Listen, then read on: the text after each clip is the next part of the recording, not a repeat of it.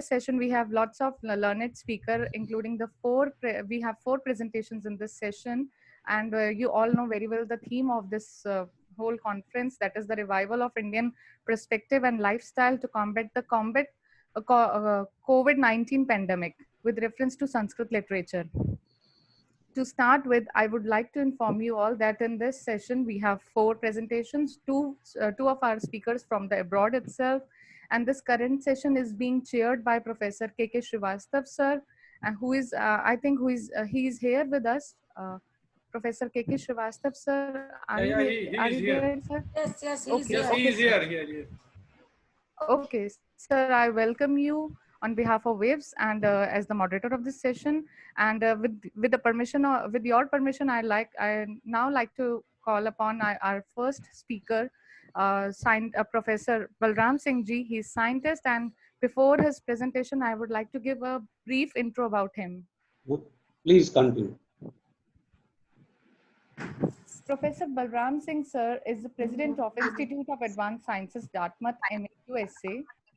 He has been professor of chemistry, biochemistry, biology, and the founding director of Center for Indic Studies at UMass Dartmouth. There is some echo at the back.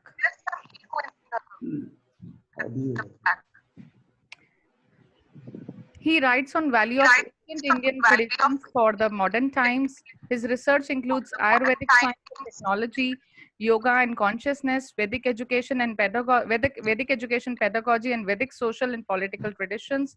He's also a fellow of Jawaharlal Nehru Institute of Advanced Study, that is JNU, New Delhi. He is a member of board Waves USA. He's editor-in-chief Waves blog. Also, he's a managing editor of Ayurveda Journal of Health. And I'm working with him only at Institute of Advanced Sciences, Dartmouth. So I welcome you, sir, for your presentation. The topic of your presentation is, just a minute. I think I know, don't worry. Okay, sir. Hello, sir. Namaskar. Namaskar. Sir, you would like to give your topic yourself? Welcome, sir. Welcome. I will, don't worry. Okay, thank you, sir. Thank you, sir. Thank you so much. I appreciate this opportunity. I know I'm quite far away and I'm missing, as we all are missing, to have a tea together and chat about many of the things. But, you know, this is an opportunity to bring up some of the things that have not been brought up over a long period of time. And I was I'm very grateful to Professor Sasi Tiwari ji, who contacted me for this. And Dr. Anita Sengupta has done a marvelous job of organizing this symposium, a conference. And I have been listening to Professor Haridas Sarma. Of course, I know him from a long time. It was wonderful to see him and listen to him. And the principal of the college, Dr. Singh, was a very effective, even though he's a historian, but I think he brought really a great history of Indian traditions. So I'm very inspired to speak a little bit that I know, and my presentation is going to be maybe slightly different tinge, but I hope that will be useful to you. I'm going to share, if it is okay, to share my screen so that I can, you have to enable me, please. Somebody enable me to, so that I can share my screen. Technical people, please enable me so that I can share my screen. Okay, thank you. That's very helpful. So I'm going to share my screen, and that has the topic as well.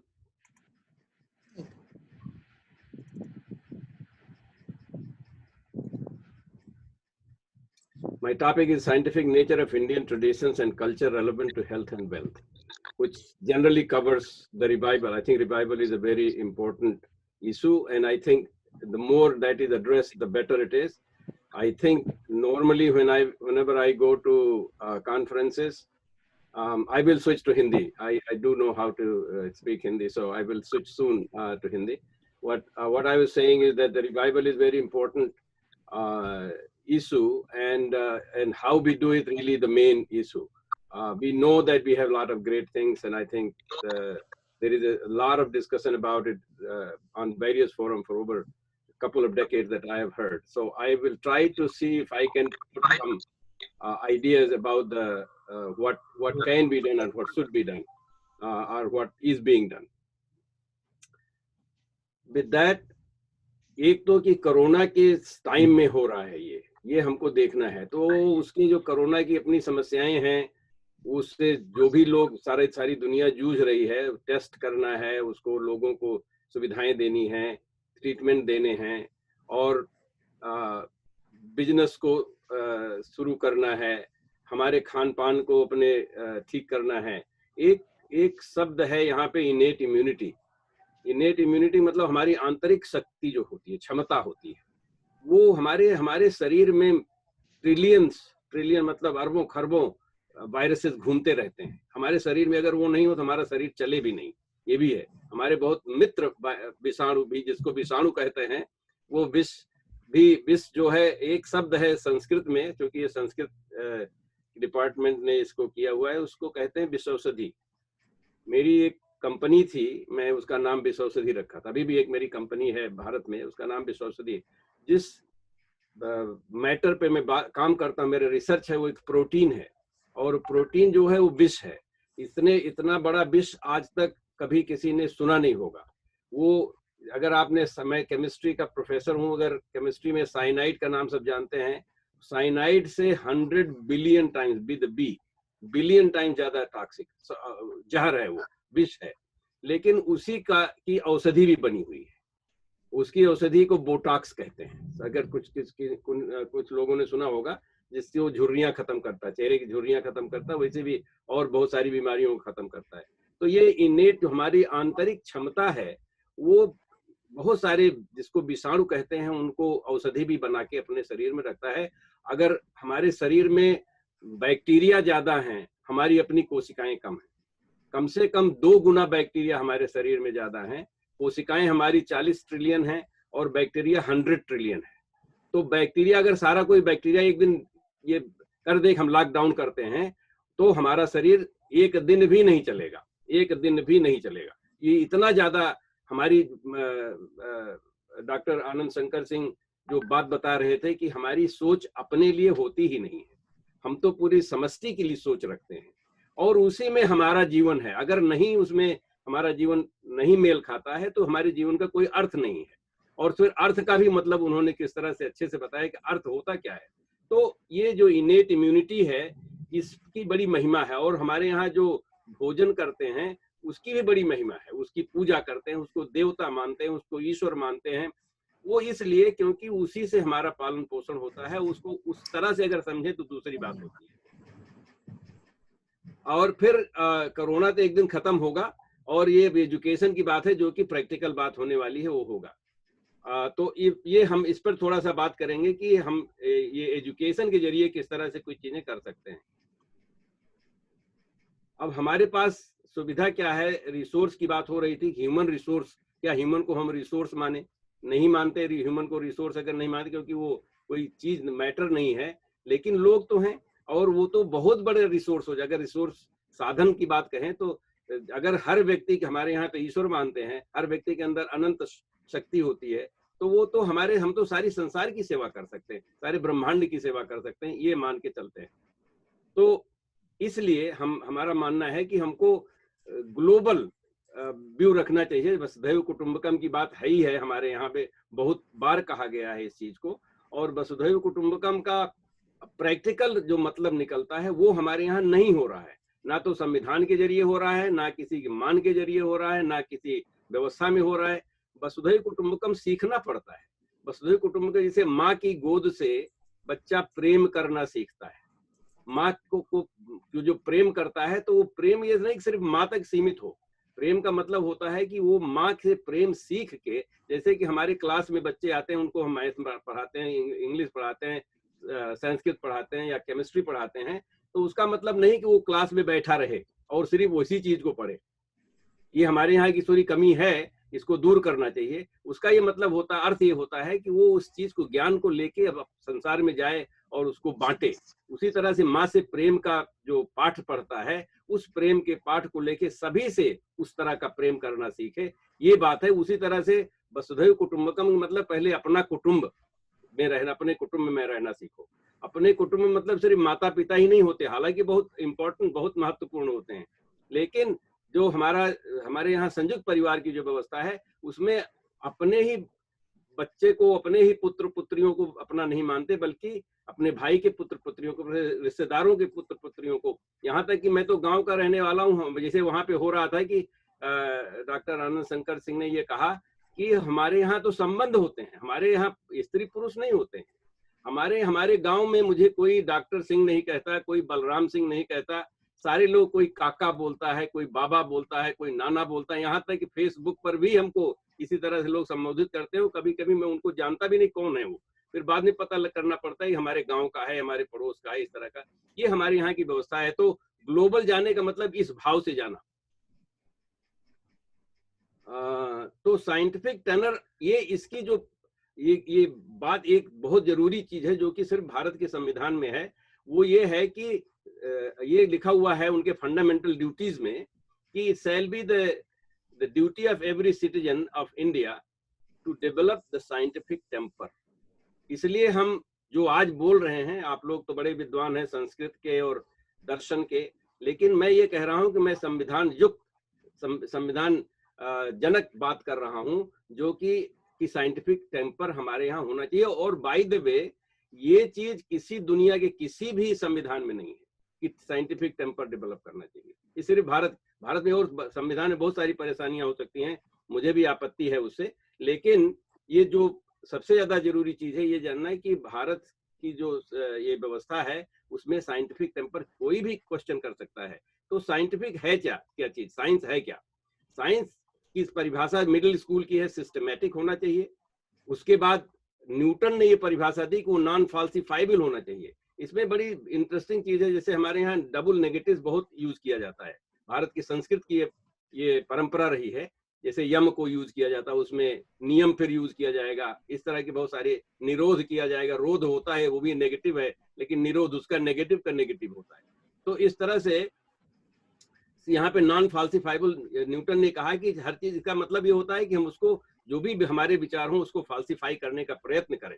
फिर वो जिससे इसलिए करते हैं कि ऐसा ना हो कि सिर्फ अपनी विचारधारा लेके आगे बढ़ रहे हैं, अपनी सोच लेके आगे बढ़ रहे हैं, क्योंकि संसार तो अनंत है। तो ये अनंत को समझने की परिभाषा है, और उसको ऑब्जेक्टिव होना चाहिए, मतलब फैक्चुअली होना चाहिए, ऐसा नहीं सिर्फ विचारधारा रख रहे हैं।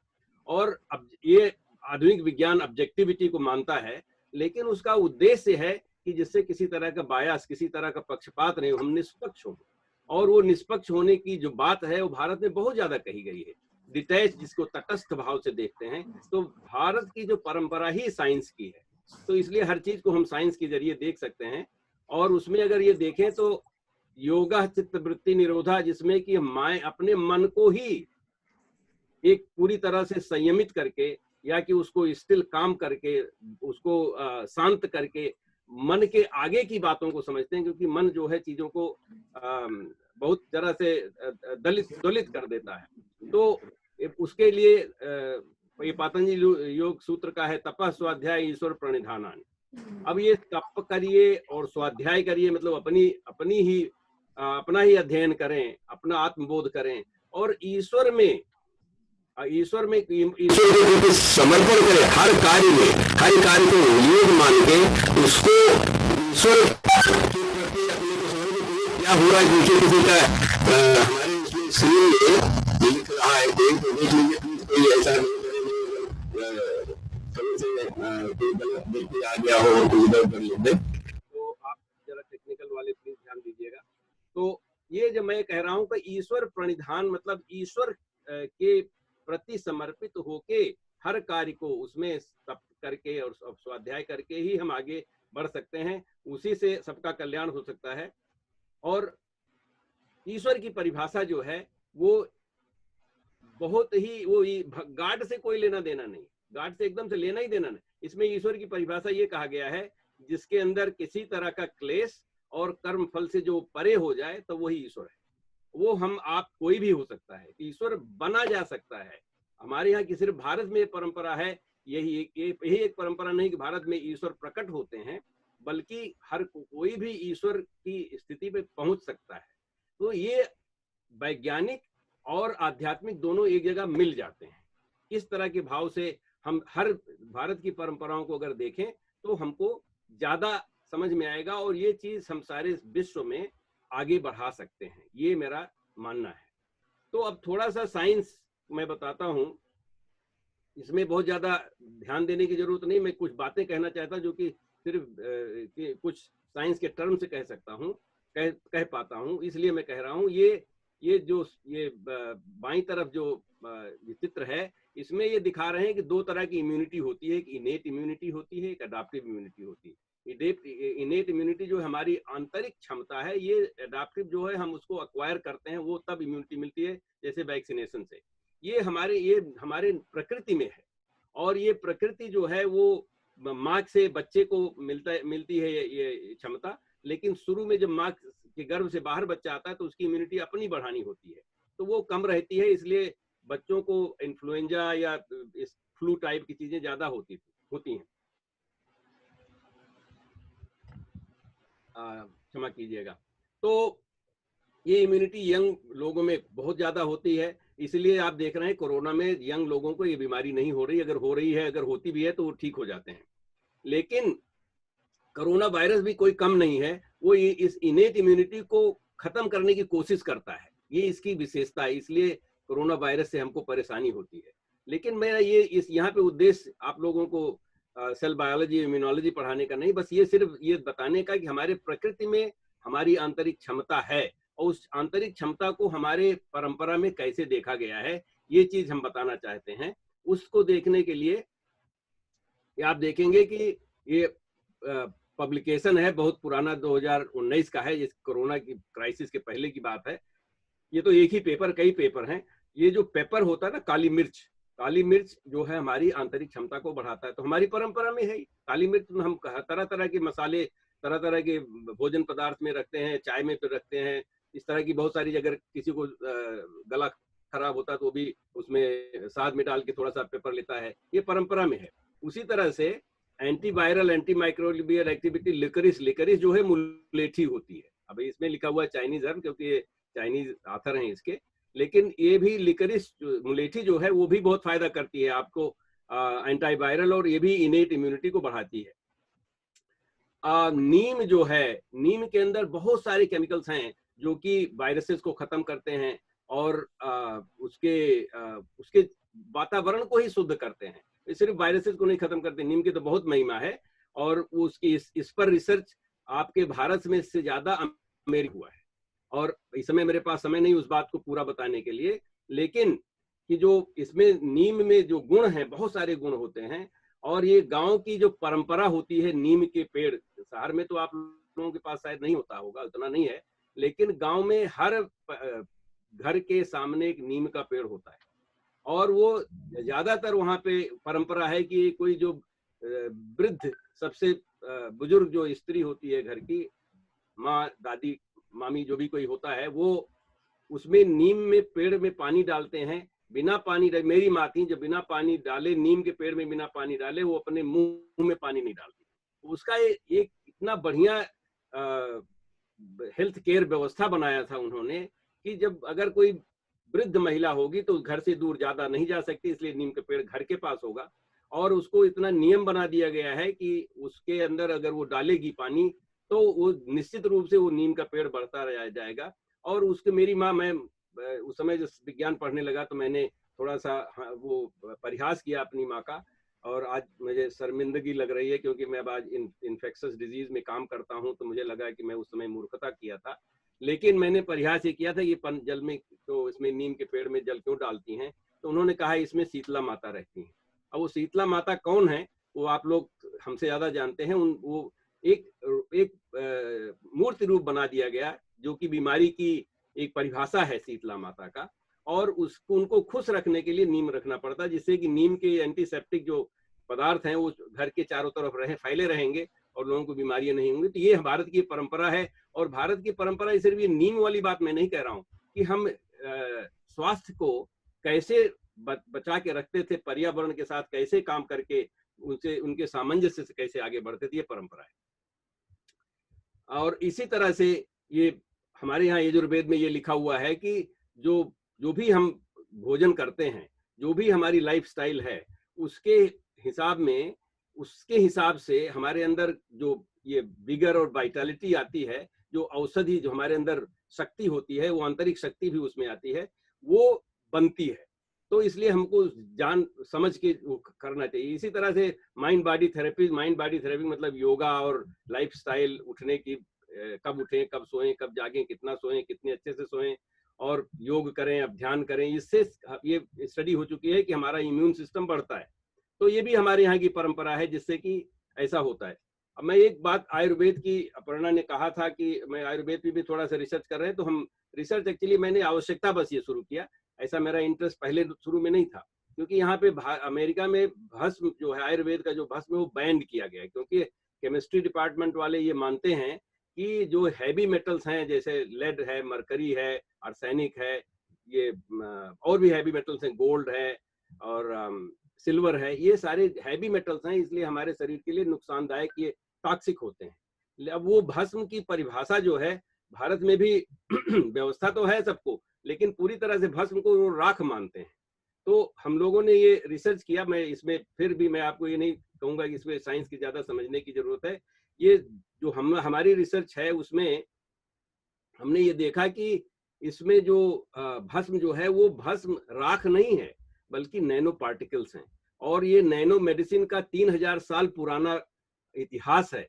हमारे यहाँ आनंद शंकर जी को शायद ये अच्छा लगेगा कि आयुर्वेद का जो इतिहास है, ये नैनो मेडिसिन जो कि आज के युग में करीब 20 साल से बात हो रही है इसकी, ये हमारे यहाँ 3000 साल पहले से हो रहा है, लेकिन उसको हमने राख बना दिया और इसलिए कोई इसको समझ नहीं पाता। तो हमारे यहाँ ये बहुत आवश्यक है कि हमारे जो संस्कृत के शब्द हैं उनकी सच्चाई, सच मीनिंग जो है सबके सामने आनी चाहिए। इसमें हम ये दिखा रहे हैं कि जो इसका मैकेनिज्म है वो क्या करता है कि दो कोशिकाओं के बीच में जगह कर देता है। इसे दवा अगर साथ में इसके भेजते हैं तो वो दवा अंदर आसानी से चली जाती है, उसको बायो इन्हांसर कहते हैं।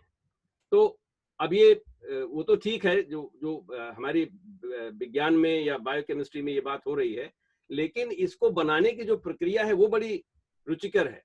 ये पहले गोमूत्र में डाला जाता है, जो पारंपरिक व्यवस्था है, उस अभी तो आधुनिक व्यवस्था से भी बन जाता है, हमारी लैब में भी बनता है ये, लेकिन गोमूत्र में डालते हैं क्योंकि उससे नाइट्रेट होता है, मूत्र में नाइट्रेट होता है तो नाइट्रिफिकेशन होता है। फिर उसमें गोबर में डालते हैं, उसमें सल्फाइड होता है तो उसका सल्फर ग्रुप उससे जुड़ जाता है। ऐसे करते करते बहुत सारे स्टेप्स हैं, 42 स्टेप्स होते हैं। इसको लास्ट में लिखा हुआ है डिटॉक्सिफिकेशन, जिसको शोधना कहते हैं। उसके बाद उसको प्रिजर्व करते हैं। अब ये बड़ी व्यवस्था है, लेकिन फिर भी भस्म तो भस्म ही है। ये एक स्टूडेंट हमारी सिरिसा मुकावली ने इसमें पीएचडी किया, तो सारे इसी भस्म को एज नैनो मेडिसिन मान के। तो भस्म का ये आप लोग हो सकता है कि हमसे सहमत ना हो, लेकिन मैं अभी हाल पिछले 2-3 महीने में ही मैंने भस्म की अपने आप ही एक वो व्युत्पत्ति निकाली। भस्म का मतलब होता है निस्तेज करना, जैसे यहाँ पे डिटॉक्सिफिकेशन होता है। और उसमें भा शब्द जो है, भा जो अक्षर है या शब्द माने उसमें, क्योंकि वो लगा हुआ है, तो उसको हम चमक, तेज, प्रचंड या सूर्य की तेज इस तरह से मानते हैं।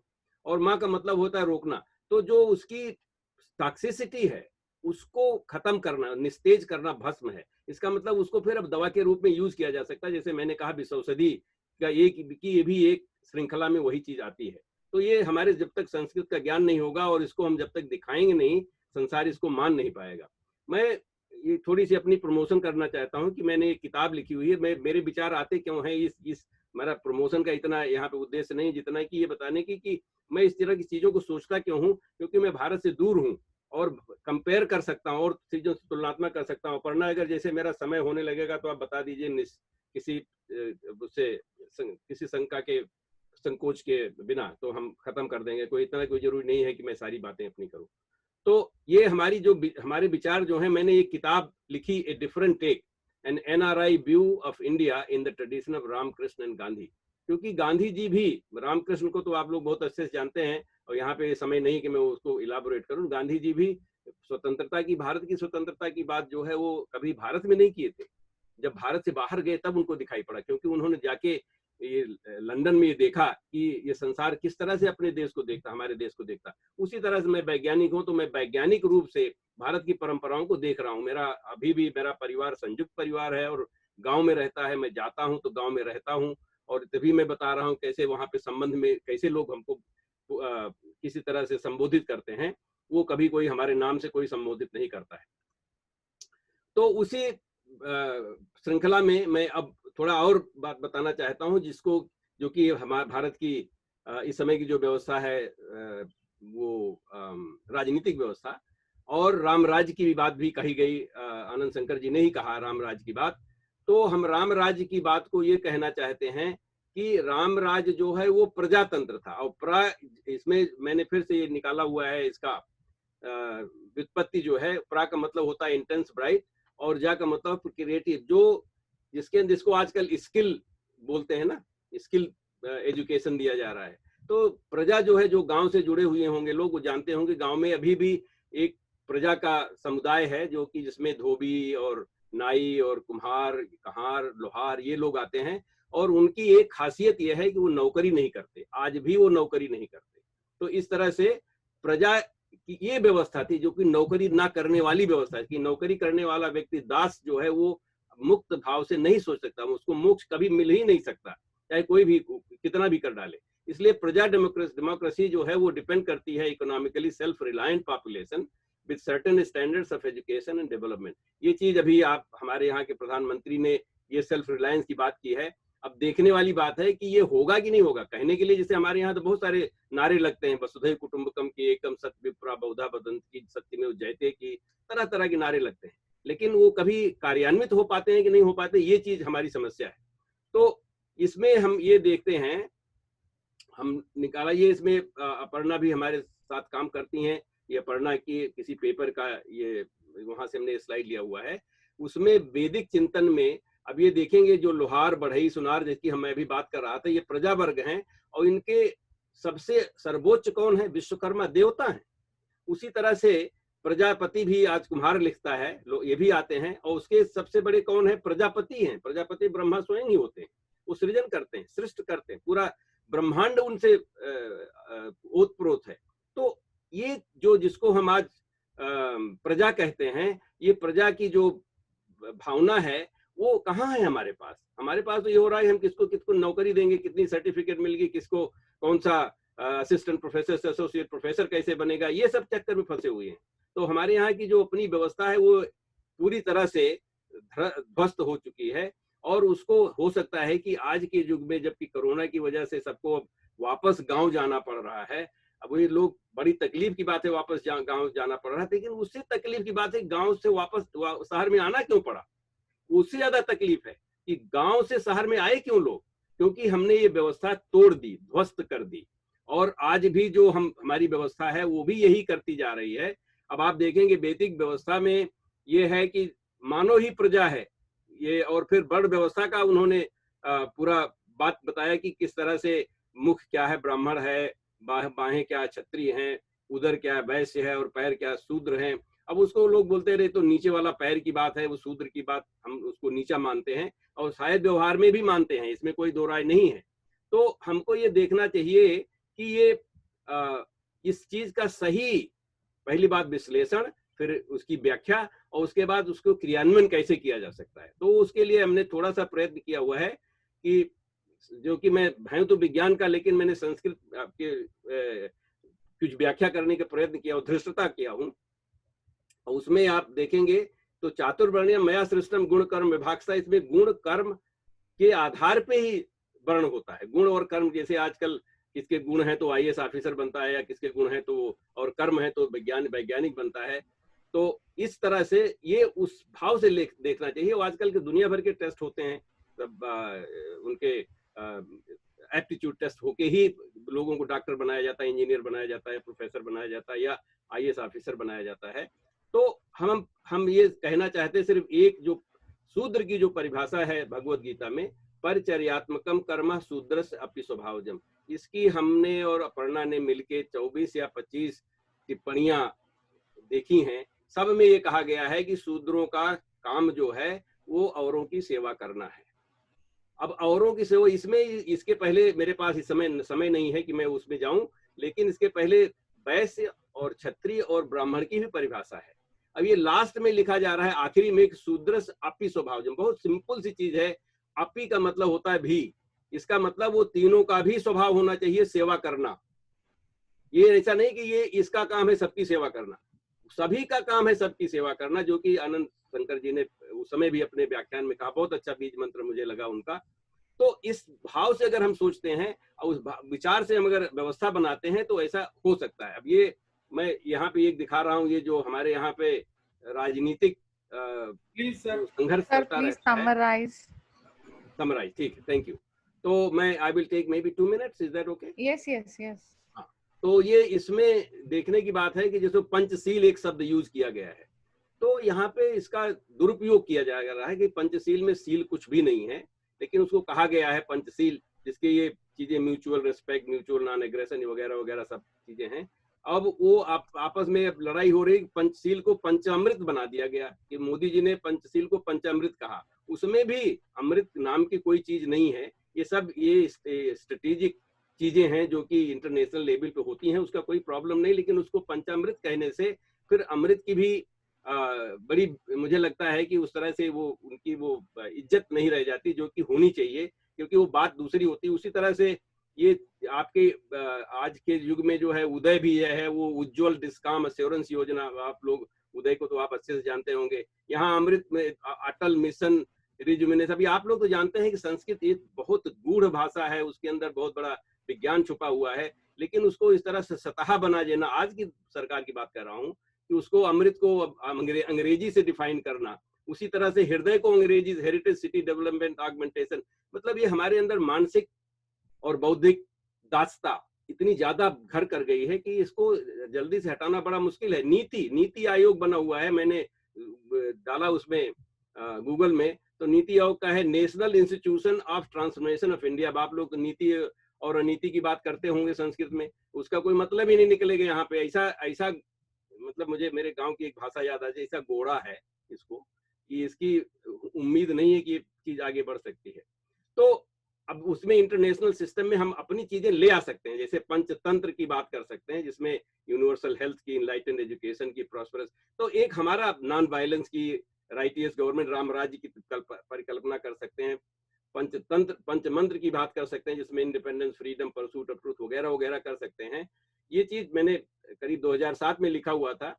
तो उसको अगर हम उस भाव को लेकर अगर आगे बढ़े, और ये सबसे ज्यादा जरूरी है कि जो शिक्षक वर्ग है इस चीज को देखे, तो शिक्षा के जरिए ही किया जा सकता है। मैं आप लोग जानते हैं हायर एजुकेशन में जो जो क्या क्या हो सकता है, उसमें फैकल्टी अब इंटरनेट पे कैसे कर सकते हैं, ऑनलाइन टीचिंग कैसे हो सकती है, ये सबकी विचार करना पड़ेगा। लेकिन ये है कि ग्लोबल एजुकेशन ट्रेनिंग एक्सपेंडिचर, मतलब अगर आर्थिक रूप से धन के रूप में भी अगर देखें तो $10 ट्रिलियन का बिजनेस है, और आपके पास 600 मिलियन लोग हैं जो यूथ हैं, तो किसको किस तरह से आगे बढ़ा सकते हैं, ये भी हमको सोचना चाहिए। ये चीज 2014 में कहा गया है कि ये यूनिवर्सिटी का एजुकेशन जिस तरह से हो रहा है वो नहीं चलेगा। ये अमेरिका की बात है, हम लोग तो अब आज देख रहे हैं वहां भारत में, क्योंकि हम लोग नकल के चक्कर में ज्यादा परेशान रहते हैं, कभी इस चीजों को देखते नहीं है। तो हमारे यहाँ की व्यवस्था रही है। इसके पहले का जो एक तरह का आंदोलन हुआ था, रेवोल्यूशन हुआ था शिक्षा के जगत में, वो हुआ था जब किताबें छपना शुरू हुई थी 1440 में। अब 2020 में इंटरनेट ऑनलाइन हो गया है। तो अब अगर हम इसका किताबें, पहले किताब जो छपी थी वो बाइबिल छपी थी, अगर भारत में अगर ये व्यवस्था की जाए तो आज शिक्षा के लिए सारी चीजें ऑनलाइन की जा सकती हैं, तो सारे पूरे दुनिया को इसका फायदा हो सकता है। Future of college is online and it's cheaper. ये चीज 2 दिन पहले की कहानी है, न्यूयॉर्क टाइम्स की 25 मई की कहानी है। तो ये इतना सोच रहे हैं, लेकिन हम अभी भी नहीं सोच पा रहे हैं। कार्यान्वित करना बहुत जरूरी है, और वो हम सरकार शायद नहीं कर पाएगी, हम शिक्षक ही स्वयं कर सकते हैं। उसके कई गुण हैं, मैं उन शिक्षा आप लोग जानते हैं, तो इसलिए मैं उसमें ज्यादा नहीं जाना चाहता हूं। लेकिन सिर्फ ये कहना चाहता हूं कि इंस्ट्रक्शन के जो तरीके हैं टीचर, आचार्य और गुरु के हैं, इनको हमको उसमें समाहित करना पड़ेगा किसी न किसी तरह से, और तभी ये हो सकता है। ये संसार उसके फेवर में नहीं है। मैंने ये अपने जो ज्ञान है, भारत के ज्ञान के हिसाब से एक काढ़ा बनाने की पद्धति को मैंने इंटरनेट में डाला था, यूट्यूब में काफी पॉपुलर हो रहा था, उसके यूट्यूब ने उसको निकाल दिया, और उसको ये कह के निकाल दिया कि shouldn't be designed to help or encourage others to imitate them. हमारे यहाँ का आचार्य व्यवस्था है कि जो कि हम अपने आचरण से बच्चों को बताते हैं या स्टूडेंट्स को बताते हैं। यहाँ पे यूट्यूब कह रहा है कि नहीं नहीं नहीं, आप अपने आचरण से उसको ये नहीं बता सकते किसी को, उसको उसके आधार पे करे वो। तो ये इनकी व्यवस्था इस तरह की हो गई है, और उनके इसलिए हो गई है कि उनकी सोच दूसरी है। उनकी सोच, जैसे आनंद शंकर जी ने कहा, कि है कि वो किसी तरह सत्ता में बने रहें। तो थॉमस जेफरसन का विचार जो है, वो फाउंडिंग फादर थे अमेरिका का, उनका ये शिक्षा का मतलब होता है कि वो लोग एडमिनिस्ट्रेशन चलता रहे। महात्मा गांधी जो कि भारत के परम पिता माना जाता है, उनको फादर ऑफ नेशन माना जाता है, वो ये कहते हैं कि हमको इसको ऐसा शिक्षा ऐसी होनी चाहिए जो व्यक्ति के अंदर ये भाव पैदा हो कि अपने मन और शरीर को दोनों को अपने बस में करके समाज की सेवा करे।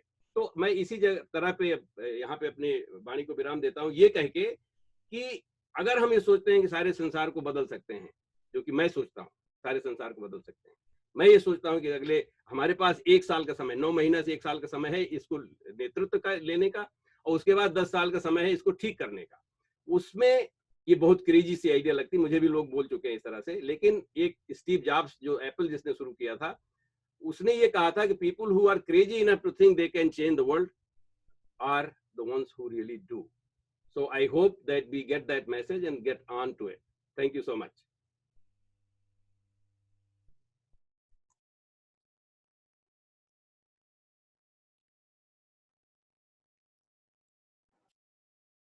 आप अपना कार्यक्रम आगे बढ़ा सकते हैं। Thank you, sir. Thank you.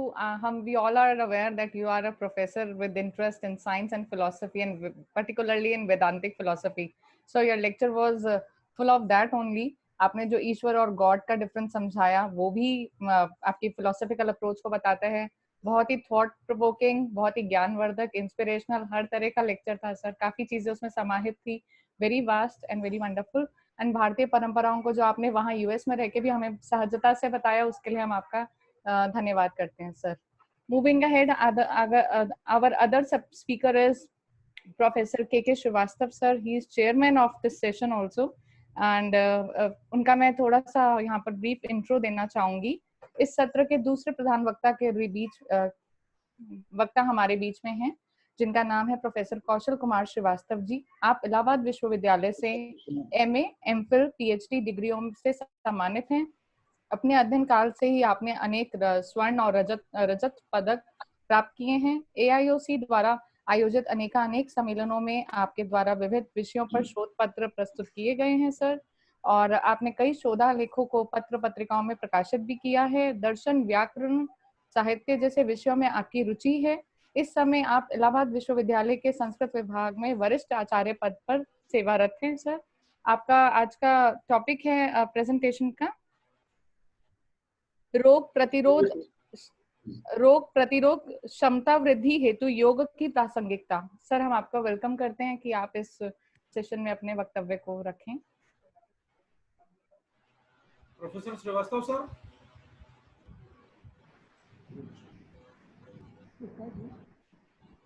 Sir आवाज आ रही है? Professor K Srivastava sir.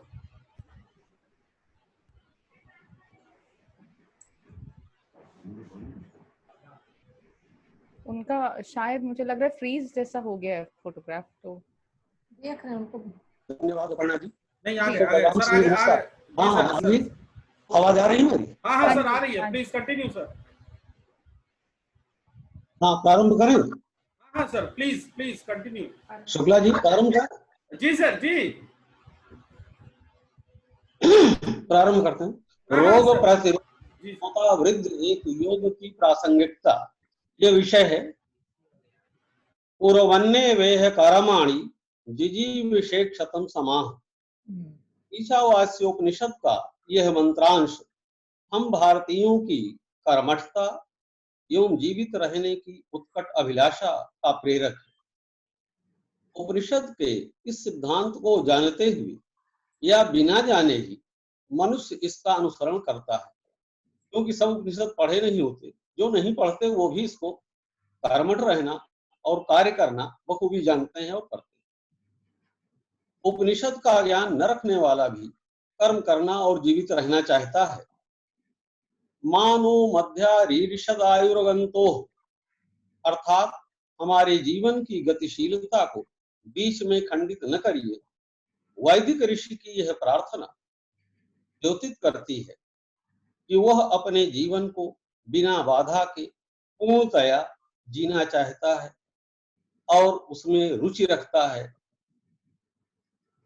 वो उस जीवन से को पसंद करता, किंतु बाधाएं हैं, वो न आए तो कैसे आएंगी जरूर। तो अतिवृष्टि, अनावृष्टि, बाह्य आक्रमण तथा अन्य दैवी आपदाएं समय समय पर मानव जीवन को असुरक्षित करती ही रहती है। मानव जीवन की सुरक्षा में जो सेंधमारी करते हैं, ऐसे अनेकानेक कारकों में विषाणुओं की प्रबल भूमिका है। SARS, Ebola, Zika, Nipah, H1, HIV इत्यादि विषाणु दीर्घ काल से मानव जीवन में संकट उपस्थित करते आए हैं। विषाणुओं की इन्हीं घातक श्रृंखला में 3 प्रसूत कोरोना नामक विषाणु ने विश्व में प्रचंड तांडव मचा रखा है।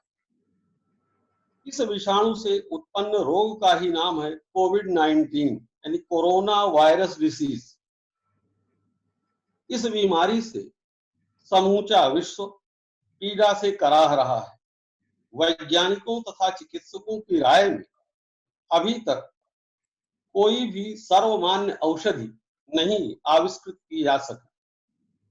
शोध कार्य प्रगति पर हैं, चल रहे हैं विभिन्न देशों में, भारतवर्ष में भी है, इंग्लैंड, अमेरिका, ऑस्ट्रेलिया सब लगे हुए हैं।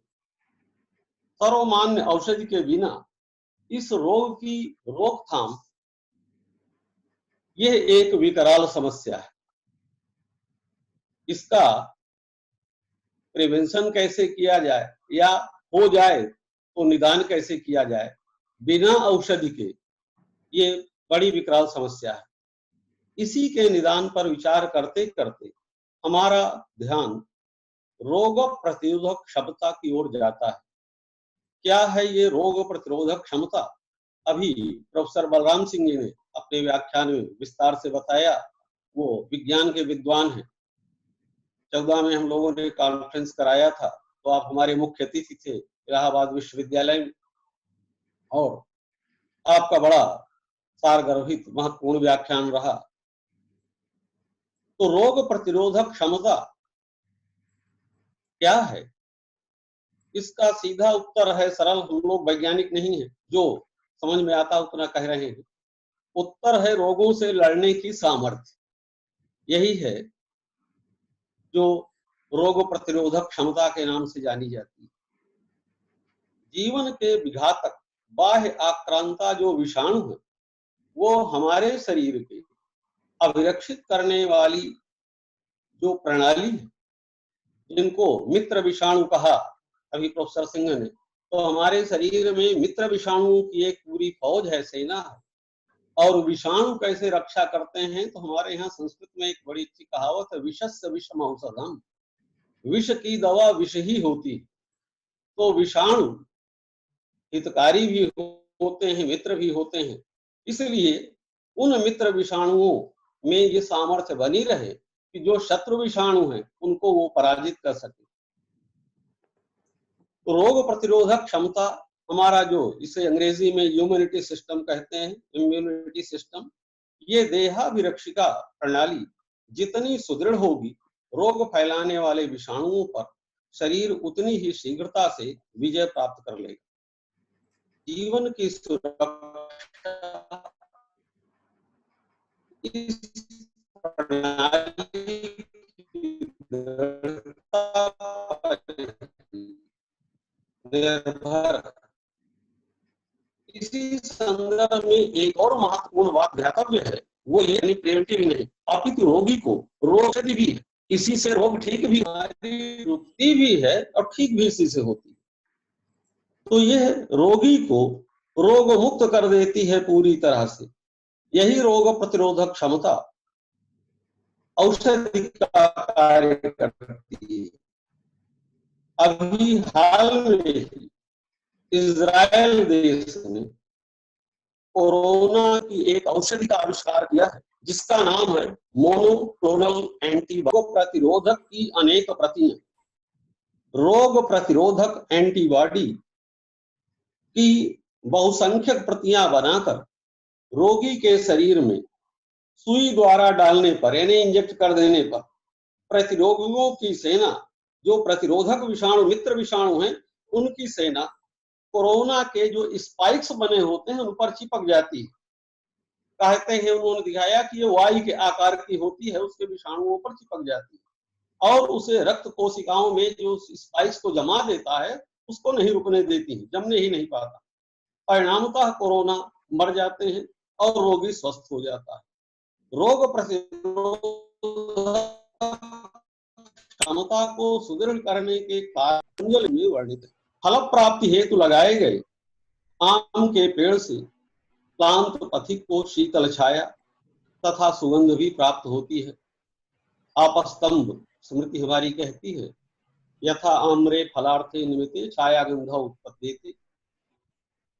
तो प्रयोजन कुछ और रहता है, मुख्य गौण प्रयोजन भी कभी कभी बड़े काम का होता है ना। तो जो यह पातंजल योग दर्शन है, यह एक मोक्ष शास्त्र है, इसका परम लक्ष्य कैवल्य है, किंतु इसका आनुषंगिक फल भी किसी महौषध से कम नहीं है। आनुषंगिक फल महौषधि कैसे है? योग के प्रसिद्ध अष्टांग कैवल्य के उपाय हैं। इस मार्ग पर चलकर हम अपने शरीर व मन को स्वस्थ रखते हुए कैवल्य तक पहुंच सकते हैं। मानसिक तथा शारीरिक स्वास्थ्य को समृद्ध करने वाले 8 योगांग हैं: यम, नियम, आसन, प्राणायाम, प्रत्याहार, धारणा, ध्यान एवं समाधि। शरीर को क्षीण करने वाले जो दोष हैं, उन दोषों से बचाने वाले जो साधन हैं, वही है यम। यम उपरमे धातु से यक्षत्यनेनिति, जिन साधनों से दोषों से विरत हुआ जाए, इस अर्थ में नंदिग्रह पचादिभ्यो लुणिन्यच से अच प्रत्यय करके यमः पद निष्पन्न होता है। ये यम 5 है: अहिंसा, सत्य, अस्तेय, ब्रह्मचर्य और अपरिग्रह। यम ये निवृत्ति परक योगांग हैं। ये अनुष्ठित किए जाते हुए साधक के मन तथा इंद्रियों को बुरी हानिकारक आदतों से विरत कर देते हैं। योगांगों में सर्वप्रथम उपदिष्ट साधन यम है और यमों में भी प्राथमिकता दी गई किसको? अहिंसा। अहिंसा यम की साधना में, अहिंसा नामक जो यम है, इसकी साधना में ये नहीं कि अहिंसा नामक कोई क्रिया करनी पड़ती है। तब क्या करना होता है? हिंसा न करना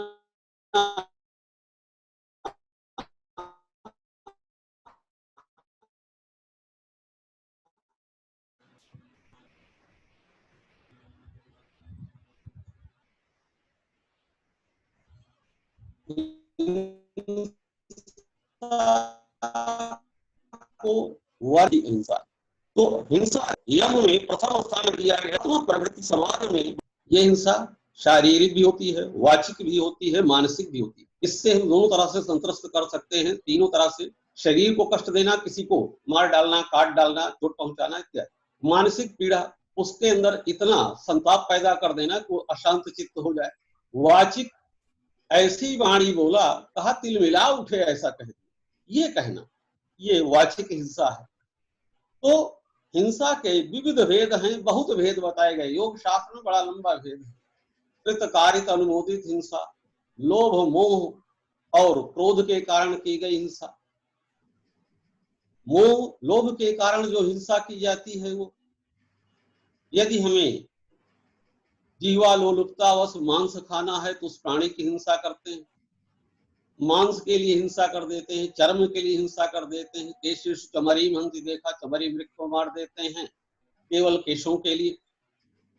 इसी तरह क्रोधवश हिंसा होती है कि आज इसकी खैर नहीं, इसने हमारा अपकार किया था तो उसको दंड देने के लिए। इसी तरह से मोह अज्ञानतावश भी हिंसा होती है, क्या अमुक की बलि दे दीजिए तो बड़ा लाभ होगा। यह हिंसा के विविध प्रकार मिलते हैं। फिर कृत कारित अनुमोदित हिंसा, कृत स्वयं करिए, कारित किसी से करवा दीजिए, और न करिए तो उसको आप अनुमोदन कर दीजिए। हिंसा के ये इतने योग शास्त्र में बड़ा विस्तार है।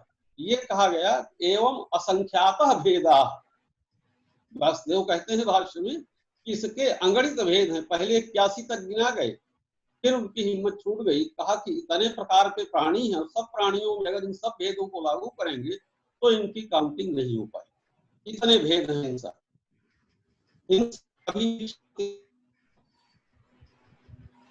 उनका जीवन अपघात करता है या दैहिक शारीरिक अपघात करता है, स्वयं वह अशांत रहता है, समाज व कानून का भय उसे तनाव में रखता है। भोजन के लिए जीवालोलुपतावश की गई हिंसा से जन्य भोज्य पदार्थ जो शरीर में नानाविध रोगों को जन्म देते हैं। इसीलिए आप देखें कि विदेशों में भी वेजिटेरियन क्लब्स बन रहे हैं कि जिससे इससे बचा जाए हिंसात्मक।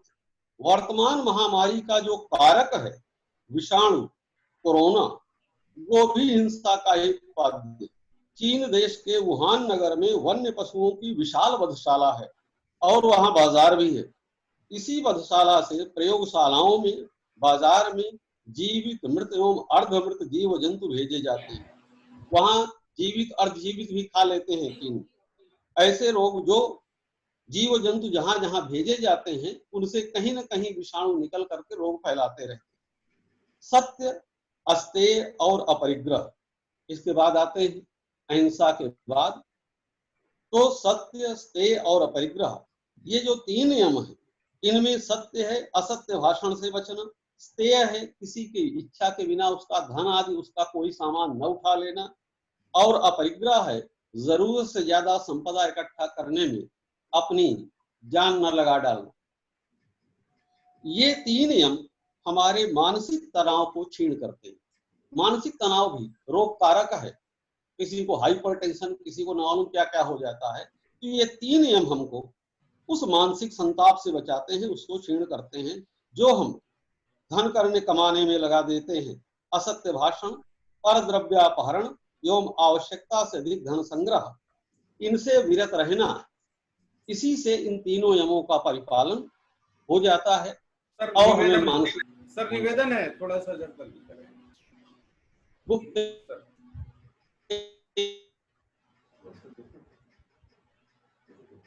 इंद्रिय का जो संयम है, जननेन्द्रिय का संयम है, यही ब्रह्मचर्य है।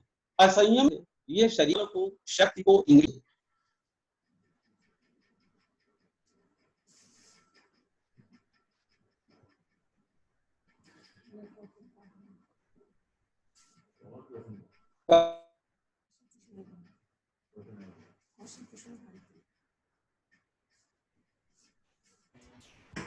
हैं कि जब यहाँ पर यमराज तो रिजेक्ट कर देता है, उससे सर्व इंद्रियाणाम, हमारी इंद्रियों को भोग शिथिल, शक्ति को शिथिल कर देते हैं। हमारे शरीर में वीर एक तरह से एनटीपीसी ऊर्जा का केंद्र जैसा है। ये ऊर्जा भरी रहेगी तो कोई भी रोग हमारे पास नहीं पटकने पाए। सामवेद का एक मंत्रांश बताते हैं ब्रह्मचर्य का, जिसमें महात्म्य है।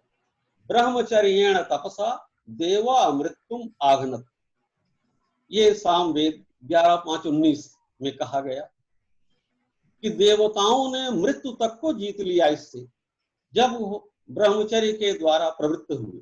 तो ब्रह्मचर्य की प्रवृत्ति हमारे बल, तेज, वीर्य की रक्षा करके शरीर की पोषण क्षमता को, शरीर की रोग से लड़ने की क्षमता को बना देती। जो असंयमित ब्रह्मचर्य न करके असंयमित जीवन जीना है, वो हमारे शरीर को निस्तेज, बलहीन, रोगोन्मुक्त बनाते हैं। अब ब्रह्मचर्य की साधना से हमारा शरीर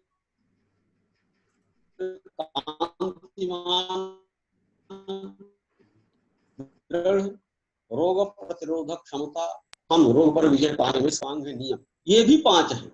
शौच, संतोष, तपः, स्वाध्याय, ईश्वर प्रणिधानानि नियमा। स्वाध्याय तथा ईश्वर प्रणिधान, शौच, संतोष, तपः, स्वाध्याय और ईश्वर प्रणिधान, ये जो 5 बताए गए। यम जहां पर निवृत्ति परक हैं, योगांग हैं, वहीं पर नियम प्रवृत्ति परक योगांग है। वहां कुछ न करने के लिए कहा जाता है, मना करते हैं, यहाँ करने के लिए कहा जाता है।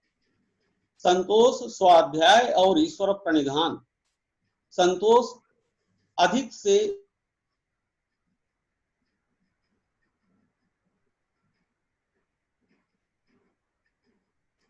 जितना हमारा काम चल जाए उससे अधिक की अनुपात करने की इच्छा न करना, स्वाध्याय रही। ओंकार ही है, वहां चाहे वो जिस नाम से जाप करें सब उसी को जाता है, अल्लाह, खुदा, जो कहें, गॉड कहें, तो उसका जप करना, यह स्वाध्याय है। अथवा मुक्ति शास्त्र का अध्ययन करिए, यह स्वाध्याय है। और ईश्वर प्रणिधान पर अभी आनंद शंकर जी ने भी चर्चा किया, प्रोफेसर बलराम सिंह ने भी चर्चा किया। ईश्वर प्रणिधान, जो कुछ हम करें वो तस्मिन परम गुरु अर्पणम, आपके लिए कर रहे हैं। और जब ये सोचकर करेंगे तो बुरा करेंगे ही नहीं, अच्छा ही करेंगे। इसलिए ये तीनों जो नियम है, संतोष, स्वाध्याय और ईश्वर प्रणिधान, ये भी मन शांति के उपकारक हैं, इसकी वृद्धि करते हैं। शौच तथा तप, इनका सीधा संबंध शरीर की सुदृढ़ता से है। तो पहले शौच की बात करते हैं। सर थोड़ा सा समराइज करना होगा, क्योंकि अभी हमारा ये सेशन 7:15 तक था और अभी 2 स्पीकर्स और हैं। ठीक है, संक्षेप करते हैं जी। तो शौच में 2 प्रकार की शुचि है, शुचिता आंतर और बाह्य, 2 भेद बताए गए। आंतरिक जो शुचिता है वो राग द्वेष मलादि का निवर्तन है। बाह्य जो शुचिता है उसमें भी 2 प्रकार की शुचिता है। आसपास की सफाई रखिए, शरीर की सफाई रखिए।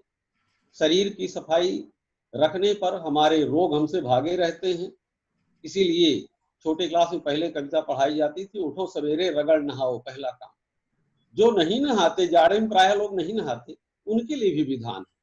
उनके लिए क्या किया, 1 महीने का कहा माघ मास स्नान करो आकर के, तो धर्म से जोड़ दिया, जाकर स्नान करिए। तो शरीर की सफाई रखना, ये बाह्य शौच है। इसमें इसी का एक और अंश है बाह्य शौच का, मेध्याभ्यवरण, पवित्र भोजन, शुद्ध भोजन। अशुद्ध भोजन हमारे शरीर को स्वस्थ रखने में बहुत कारक है। कहते हैं जैसा भोजन वैसा स्वास्थ्य। यदि हम भोजन ठीक करेंगे तो स्वास्थ्य ठीक रहेगा। भोजन हम करें तो, लेकिन उपलब्धि यह है पाएं कहाँ, शुद्ध भोजन। तो उसके निमित्त हमारे ऋषियों का इसके साथ ये संदेश भी है कि हम अपने लिए शुद्ध भोजन की व्यवस्था किए रहें। अन्न जल आदि को इतना अधिक शुद्ध रूप में प्राप्त करें। इसी संदर्भ में हम एक छोटी सी बात बताना चाहते हैं।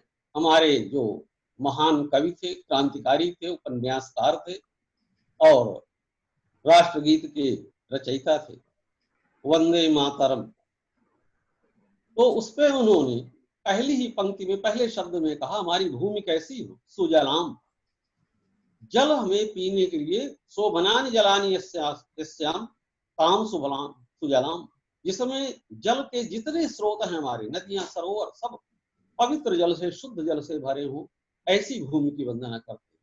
और जल भरे होंगे तो सुफलाम, फल भी हो, फल भी अच्छे मिलेंगे। शोभनानि फलानि यस्याम ताम सुफलाम, तो सुजला सुफला हो, सस्य श्यामला हो, अन्न संपदा हमारी भरी हो, इससे युक्त रहेंगे तो हमारा ये बाह्य शौच पूर्ण रूप से परिपूर्ण होगा। एक बात इसमें और है, ग्लोबल वार्मिंग की समस्या बड़ी विकट है। इस पर हमारे उस क्रांतिकारी कवि का ध्यान गया। उन्होंने कहा भूमि को मलयज शीतलाम, मलय जन्य शीतलता, चंदन आदि के वन, चंदन तो उपलक्षण है, सारी वन्य संपदा, जितना अधिक वन होगा उतना अधिक हमारी धरती शीतल रहेगी। तो शीतलता का जो मानक है ये उन्होंने, उनको अनुमान हो गया था, हो सकता है वनों का क्षरण प्रारंभ हो गया हो उस समय, इसलिए उन्होंने ये लिख दिया ये हमारी मातृभूमि सदैव ग्लोबल वार्मिंग से मुक्त रहे, इसके लिए हमारी मातृभूमि कैसी हो, मलय जैसी तरह। तो ये बाह्य शौच हो गया। और तप की बात कर लेते हैं, संक्षेप कर दिया हमने शौच को। तप में जो तपश्चरण है ये व्रत है। हम भोजन को सुबह दोपहर शाम और अनेक प्रकार के नाम देते हैं। ये लंच है, ब्रेकफास्ट है, ये डिनर है, तमाम तरह के नाम देकर भेद प्रभेद से ढेर सारा भोजन करते हैं। इसके लिए हमें 1 दिन 2 दिन ऑफ रखना चाहिए, पेट की चक्की को आराम देना चाहिए।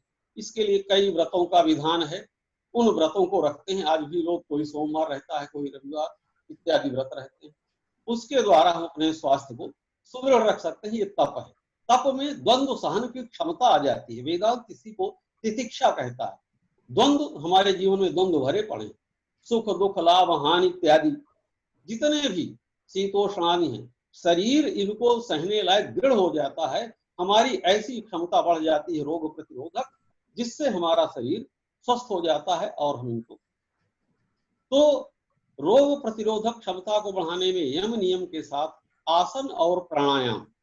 आसन स्थिर सुखम आसनम, जहां पर आप, योग सूत्र है ये पतंजलि का, स्थिर सुखम आसनम, जिसमें आराम मिले, ऐसे आसन पर बैठ करके तब आप ध्यान आदि करिए।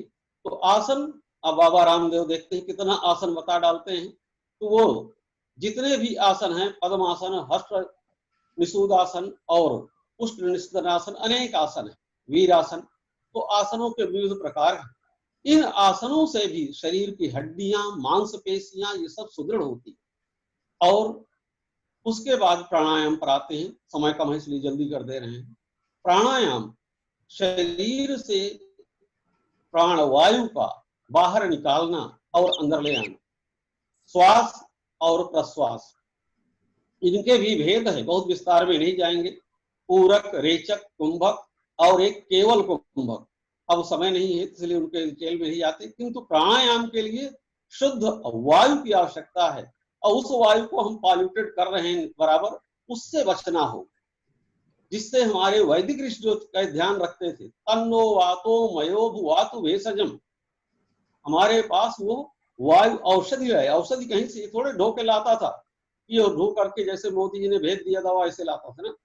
वो शुद्ध रहे, वही शुद्ध वायु ही औषध है। अशुद्धि उसमें ना आए, ये औषध है।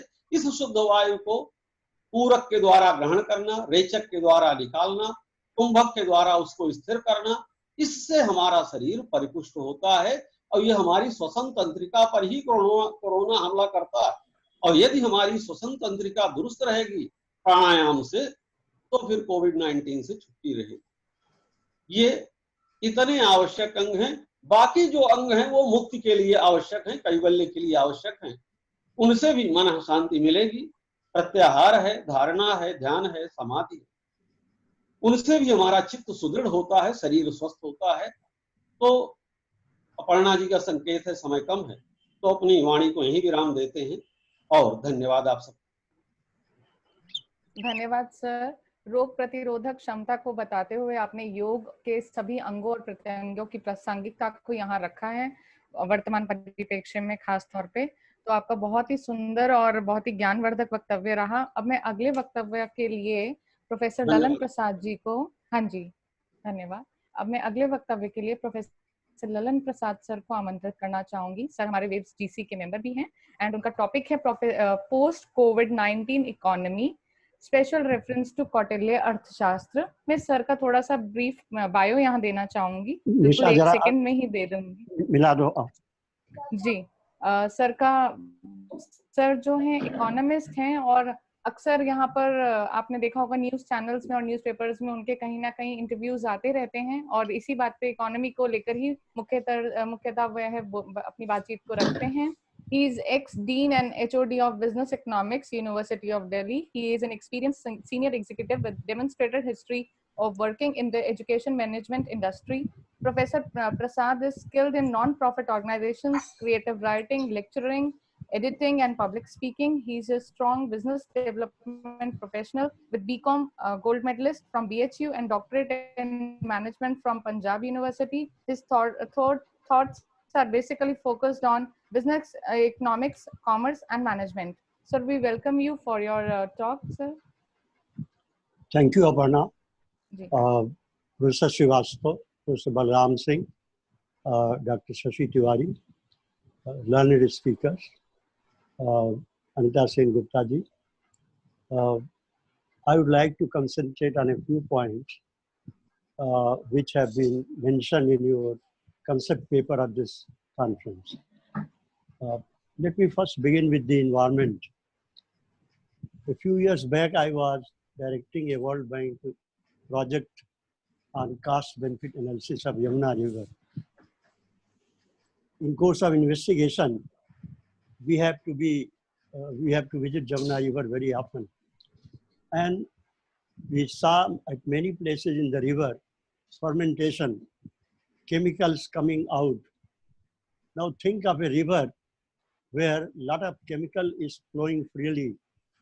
The fishes are taking it, the same fishes are being eaten by the people, and that water mixed with chemical is being used for producing a lot of vegetables on the banks of the Nile. The amount of loss which the country suffers from the destruction of wetlands is tremendous. You know, the wetlands are important, the land which is on both the sides of the river for a few meters or few miles at times, depending on the size of the river. Wetland serves as a filter of the water, and that water goes inside the land, inside the earth, and that is water which is extracted for drinking water in cities and everywhere. And when we destroy the wetland, what will happen?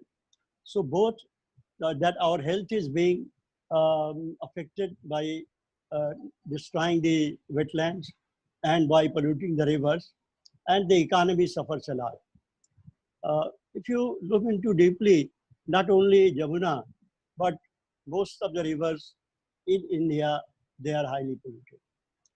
I remember when I was a child, say about 7 years back, seven decades back, I should say, we used to swim the Ganga river from one part to other part.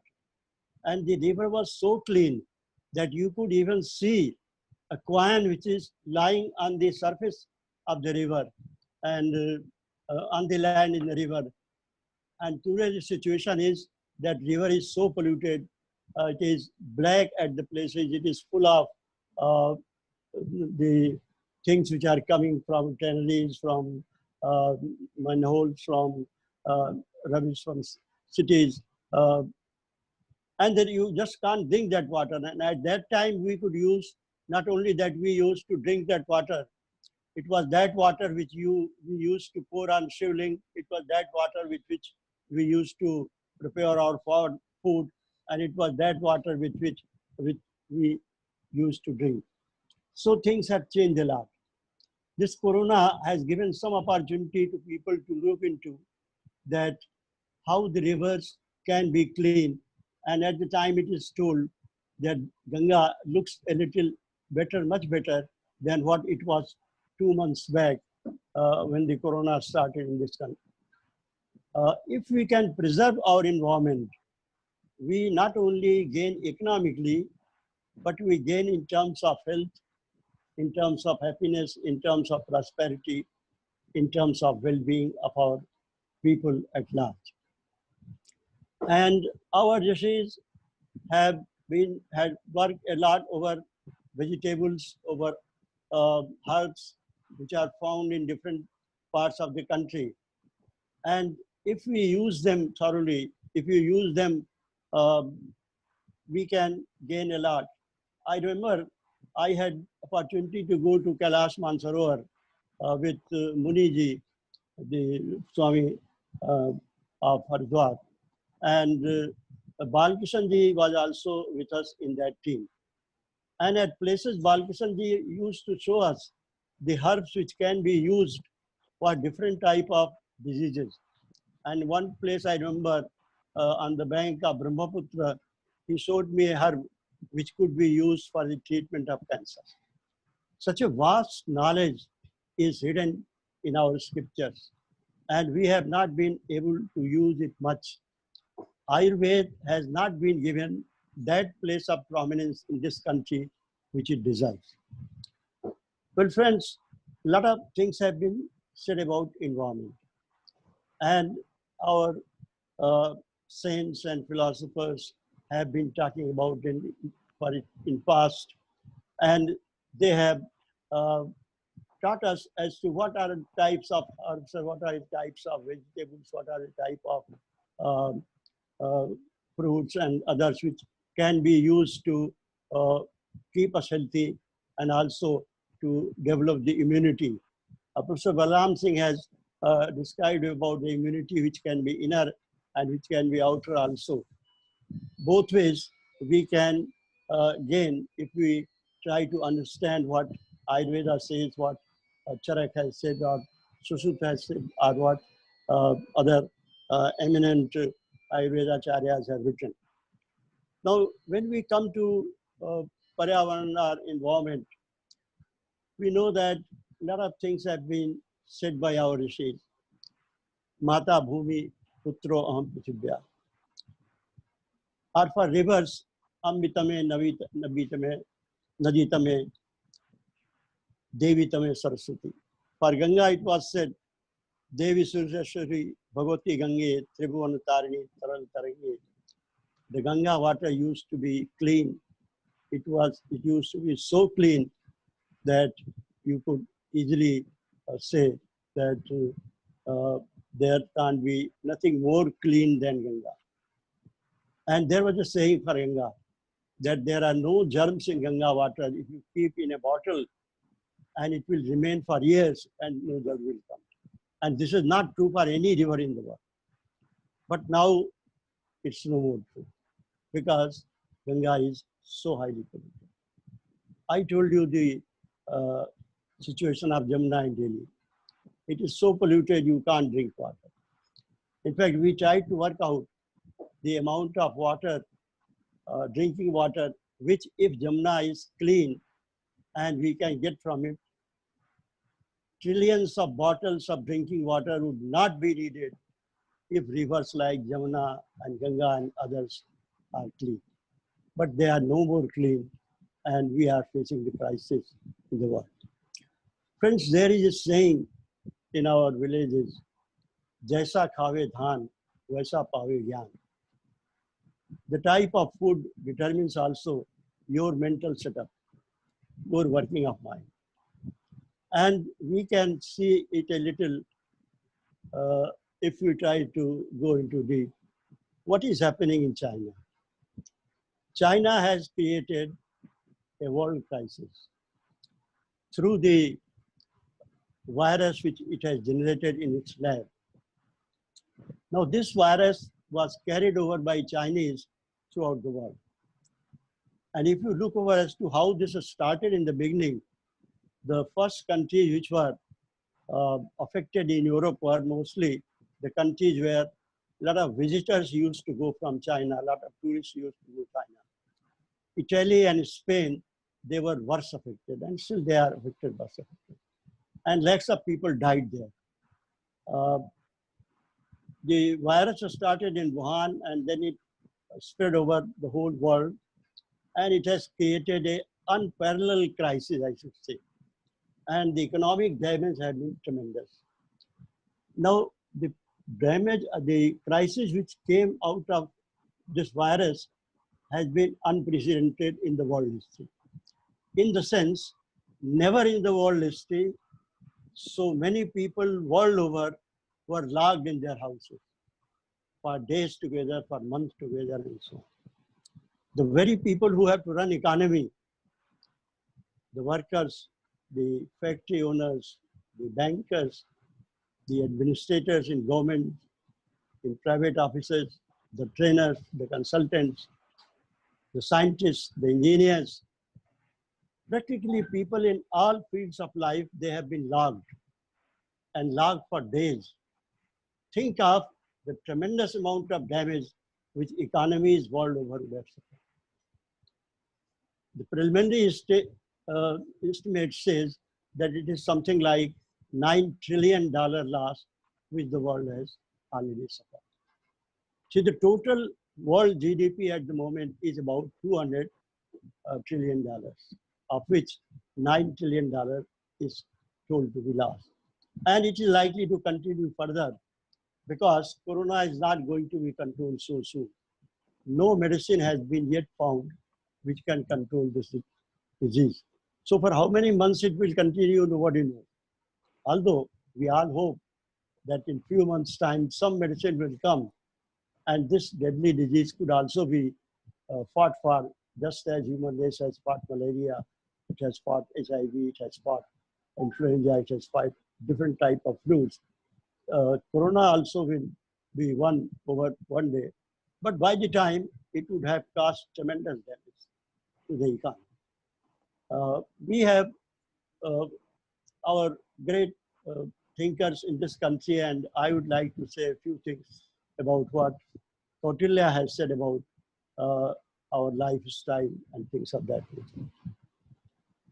There's a famous slogan, Sukhasya Moolam Dharma, Dharmasya Moolam Artha, Arthasya Moolam Rajya, Rajyasya Moolam Indriyajaya. Now this last line, Rajyasya Moolam Indriyajaya, is very important. How much control we can have on our sense organs. Kam, Krodh, Mad, Moh, Lobh, how much control we can have. And the happiness lies into controlling these. Not that they have to be totally controlled, but what I should say, they have to be balanced. In Ishopanishad, you find Isha Vasamidam Sarvam Yat Kincha Jagatyam Jagat Ten Taktena Vinjita Magrida Kasvasiddhana. What our rishis say, that whatever has been given by nature is for everybody. It's not for you alone. Consume what is necessary for you. Leave others share. Are we doing it? Are the big countries doing it? Is China doing it? Is America doing this? The consumerism world over has become a nuisance for the human life. I should say a great nuisance for human life. Because the very theme on the present consumerism work is that the nature is for you and you exploit it to any extent as possible. This has been the thinking in the West and almost Western countries. They have been exploiting nature like anything. In India, we had a different perception of nature. And as we saw, when we say Mata Bhumi Putroham, or we say Briksha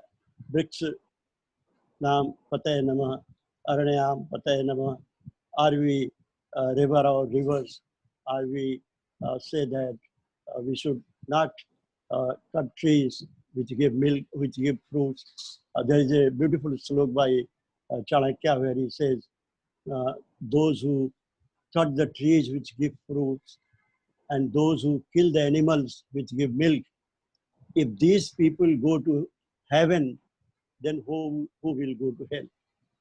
For whom the hell is made if these people go to heaven? No, this was the thinking that we had in our ancient India. And even now, to a large extent, we are much closer to nature than the people in West are. And as many of our previous speakers have referred, for instance, for the trees like neem, peepal, bargad, and Panchavati, the trees which were there in Panchavati, or tulsi, and a lot of other herbs which are being used since centuries. And now there is an effort, and it's good for the country and the world as a whole, that people are trying to understand why these trees are so important. Why not to kill them, why not to destroy them, how to preserve them, because that's the way we preserve our culture. That's the way we preserve our lifestyle. That's the way we preserve our health. Now, the lifestyle in this country, one of the points in our concept paper is on lifestyle and how the lifestyle which we had in past can be brought back, or some of that can be brought back. What have been the basic of the lifestyle in this country? Manu Maharaj is said to have written the first constitution of this country. And he has defined dharma. Dharma doesn't mean religion in the sense which we talk. Something which we have to adopt. धारण करने की शक्ति, क्या क्या चीजें हमें धारण करना चाहिए. In that, the qualities which he has mentioned is, for instance, to speak truth, to be kind, not to go for crude, calm, mat go, 10 lectures that he has given. Similarly, Kautilya has talked about that. Many other ancient rishis have talked about that we have to control our senses if we want to lead a good life. In Kathopanishad, it is said that if you are if you are not controlling your senses, you are riding on the crocodile's back in the river. Riding on crocodile's back on the river, if you do not control your senses. That is what the human race is doing, has been doing. Now what, for instance, China has done. The lab which was devoted for research has brought the virus which has brought a killing disease for the whole world. Whether China has done it deliberately or it is not done deliberately, it's not a question. The question is, it has done it. What was the need to have research of that type? What for? Either it was for military purpose or it was for some other purpose. This type of mentality of the nations, politicians, people who run governments, people who are considered to be the leaders in the world, if they do the things of this nature, which affects the millions throughout the world, which takes millions of lives throughout the world, then how the humanity can prosper, how people can live a healthy life, how can they can go ahead, and how can we achieve what our rishis have talked about, the Vasudhaiva Kutumbakam, or the world is a family. Now the West has been claiming that the world has become a family in that sense, that anything which is produced anywhere in the world is now being consumed everywhere in the world. That communication is so easy that you can talk to people sitting on thousands of miles away. You can see them, you can communicate them, as for instance we are doing now in an international webinar. We can see each other persons. We can see Professor Balram Singh sitting in America, and he can see us sitting here. Yes, science has taken us to the heights which probably human mind would have never thought in past, say about 100 or 200 years back. But the type of situation which have been created in our markets and the way in which we have become a sort of tool in the hands of multinational corporations throughout the world. And we have become so much consumer minded that we want everything in our house. Every object of nature has become an object of consumption for us. And we think that there is no harm in exploiting and producing whatever we want. Our wants must be fulfilled whether nature is there or whether the nature is not there. And that is what is happening throughout the world. Environmental crisis has come throughout the world. A health crisis has come at the moment. And so many crises which may come in future if we do not adhere to what has been said by our ancient traditions and what has been said. Now, one thing which have been there in your concept paper about the Sanskrit, the language of God. Please summarize. Okay. There is no doubt Sanskrit is a language of God. And the literature in Sanskrit is so rich. The grammar of Sanskrit is unique in the world. No other language has such grammar, such scientific grammar as Sanskrit has. And then at this juncture, when we are fighting with Corona, the Sanskrit literature can be of great help to us. What Charak has written, what Sushruta has written, what other Ayurveda acharyas have written.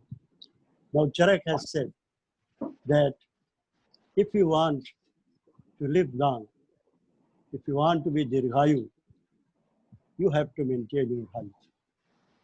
It is just like you cannot cross a river if the boat is full of holes. If your health is not good, you can't have a good life. And then Charak also said that any disease, whether it is old, it is new, it has never been in the past, if it is there, it can be fought, it can be treated, and we can be cured by that.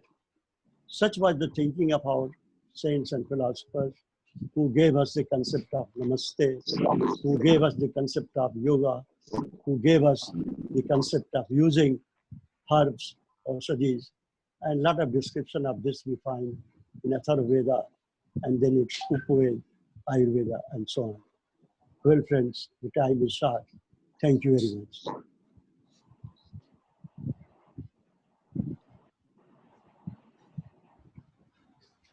Thank you, sir. I would talk by Professor Lalan, sir,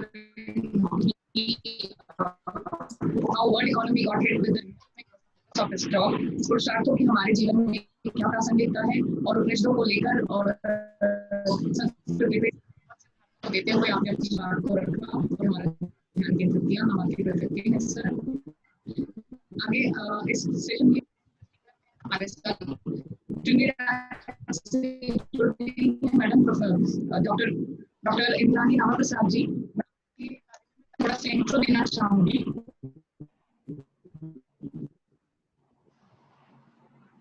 She is an entomologist, is popularly known for her passion for running and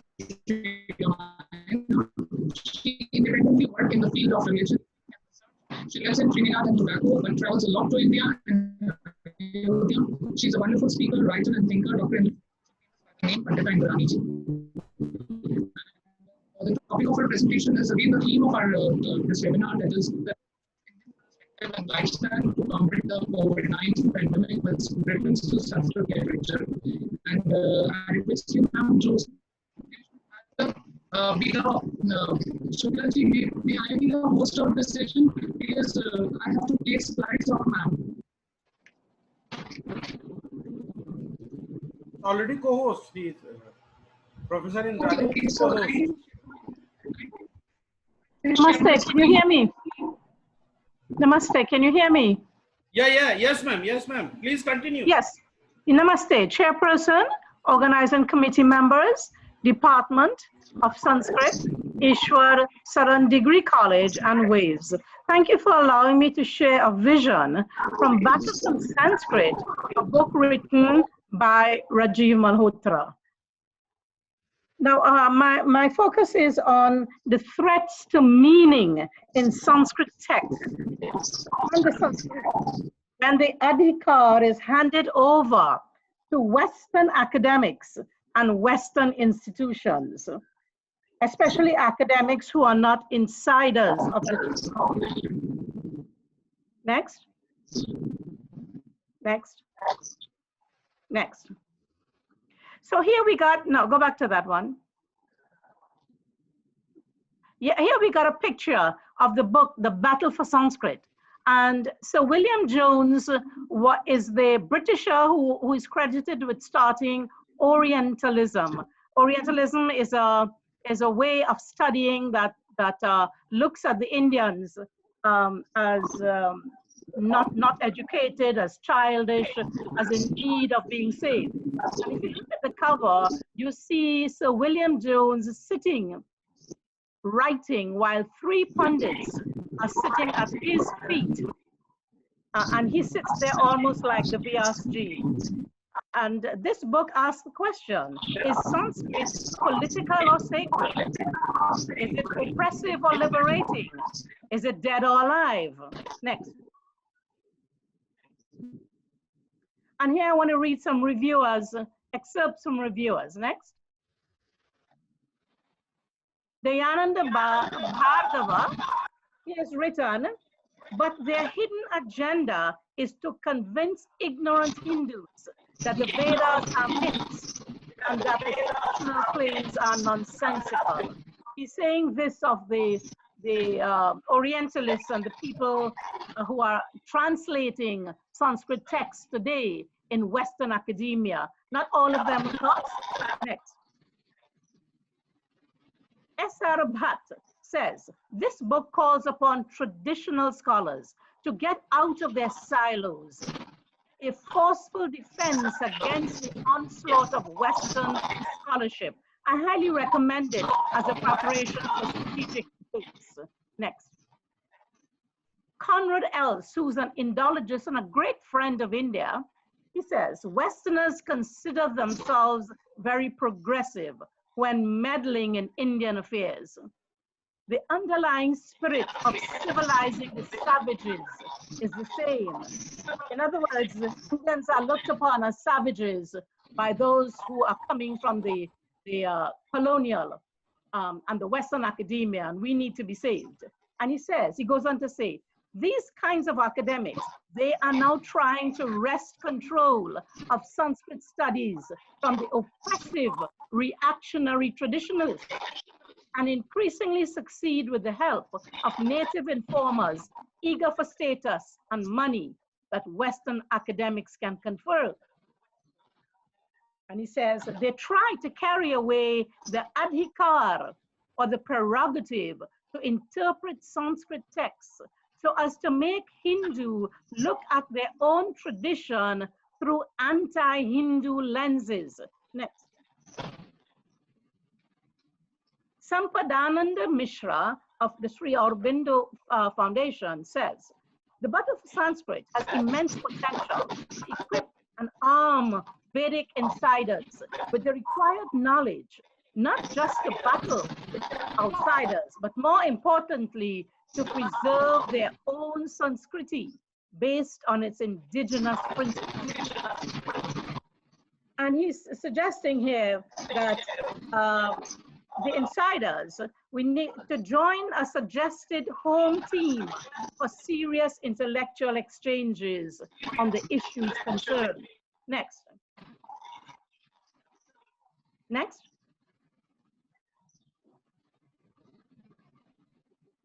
Aparna, next. Right, so some, so the oral tradition, the Western-based academics, a lot of them are now giving a different kind of interpretation to these texts that we hold, some of them, many of us hold it sacred. And they call the oral tradition, it's not marginal, it's marginal to studying Sanskrit texts. In other words, you don't have to look at the oral tradition when you are studying Sanskrit texts and the Sanskriti. And they're saying this Sanskrit is a dead language. And who are the people that want to revive this? They are linking them to people linked to Hindu violence and people who are oppressive of the masses. The centers of Sanskrit studies first moved from India to Europe, and now it's in the United States, from where most of the academic Sanskrit research is emanating.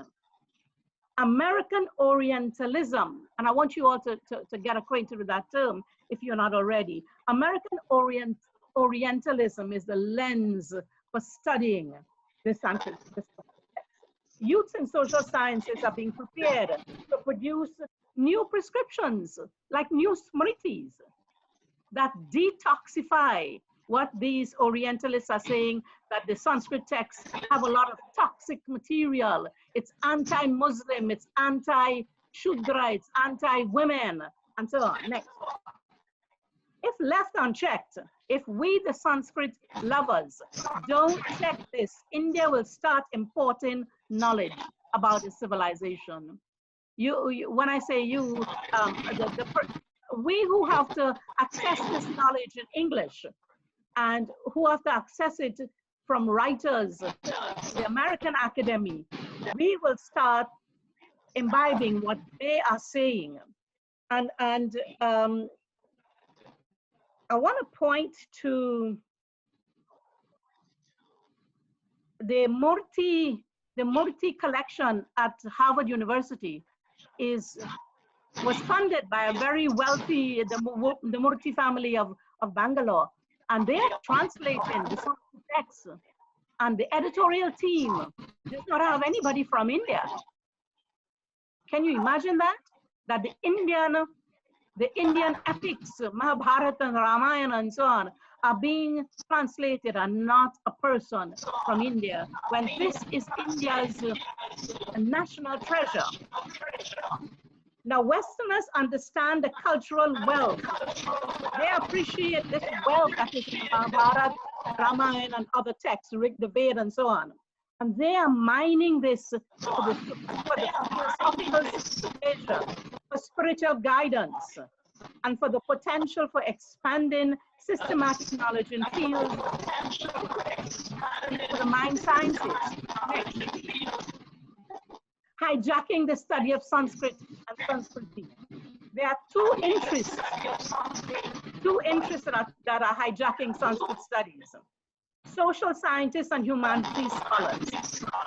They are interpreting India's past and shaping its future by removing all that they say is toxic. Like I say, they are charging our literature with having anti-women, toxic material. And the second interest, scientists, environmentalists, spiritual seekers, self-help experts, and new thought gurus.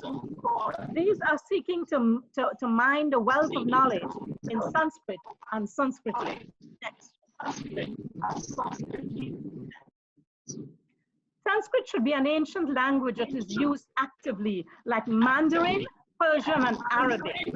Now, Sanskrit Bharati is doing a wonderful job in reviving conversational Sanskrit reading. We need new literary works, plays, novels, etc. Now, these are suggestions given by Rajiv Malhotra. Remember, I am condensing this text of the Battle for Sanskrit, his analysis and his recommendations. And he says we need Sanskrit experts to conduct serious knowledge research. We need modern writings of Kavya and Shastra and updates of the old ones. Next.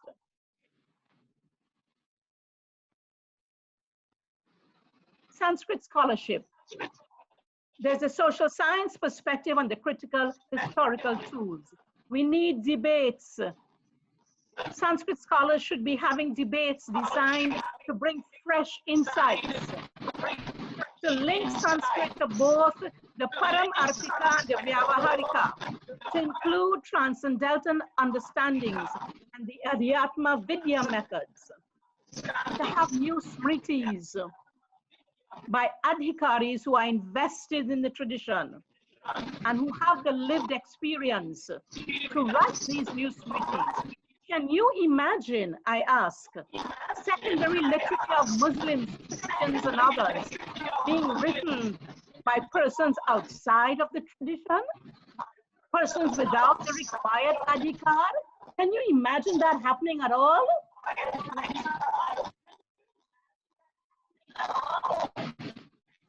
Stop translating away our identity. Stop translating terms that give us misrepresentations in the end. Like Atman can never mean soul. Namaste can never mean greetings.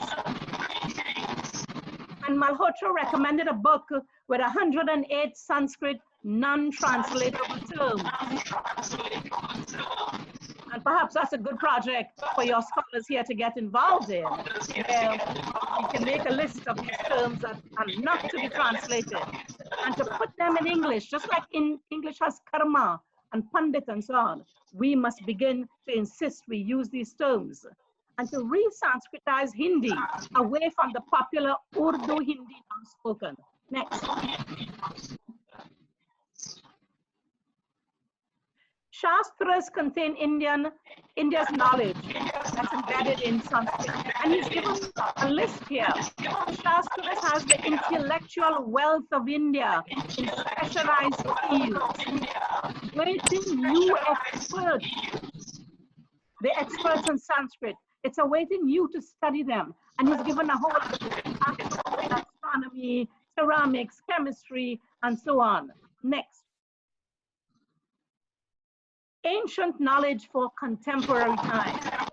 Malhotra is saying, let's use the ancient knowledge to solve today's problems. And I compliment you for doing that in this seminar. Very forward thinking.